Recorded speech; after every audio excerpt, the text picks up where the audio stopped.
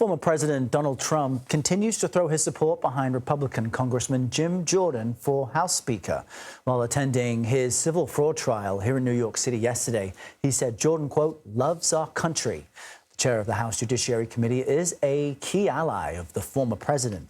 CBS News chief election and campaign correspondent Robert Costa joins us now from our D.C. bureau. Robert, if we look back to the last midterm elections and candidates that former President Trump endorsed, it didn't necessarily translate into automatic wins. So how much influence does the former president have over GOP lawmakers as they pick their next speaker? I guess with two failed rounds, that tells us something. It's limited influence for former President Donald Trump. He gave Jordan his endorsement, but in the world of internal House GOP politics, that only takes you so far. In a primary race, so many of these Republicans, especially in ruby red districts, they want the Trump endorsement. But in a speaker race where so much of the voting and the dynamics happen behind the scenes, it carries weight, but only so far. And for Jim Jordan, it looks like it hasn't been enough to give him the political capital he needs to secure those necessary 217 votes to become the next Speaker of the House. And if Congressman Jordan does win eventually, what might that mean for the presidential race, considering his role in what happened on January 6th and how many see him as really being front and center of the effort in the House of Representatives?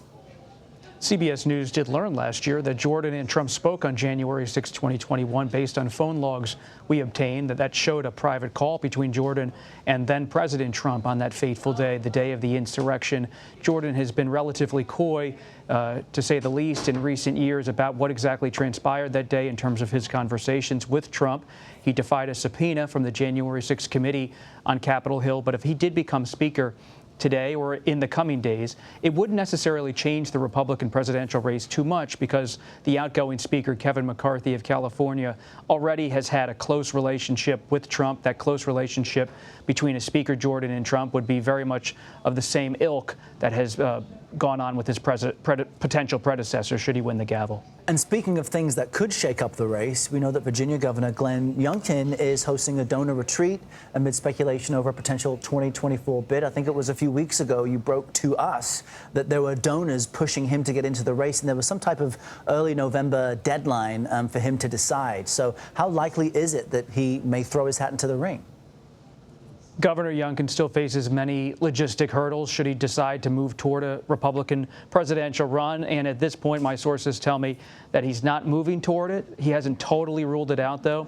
A big decision point will come on November 7th of this year, in just a few weeks, when Virginia holds its off-year legislative elections. Should Republicans, supported by Youngkin, win in the state legislature and pick up majorities in the state Senate, in the Assembly in Virginia, that could provide Youngkin with an opening to really seriously consider, in a fresh way, a presidential run. But that's a big if, because Democrats are mounting their own major race and effort in Virginia that's playing out over the next few weeks. But that hasn't stopped Youngkin from hearing out some of the biggest Republican donors in the country, some of them in Virginia Beach today. Our colleague Olivia Rinaldi has been covering that Red Vest retreat, named after the red vest Youngkin wore so often in his 2021 gubernatorial bid.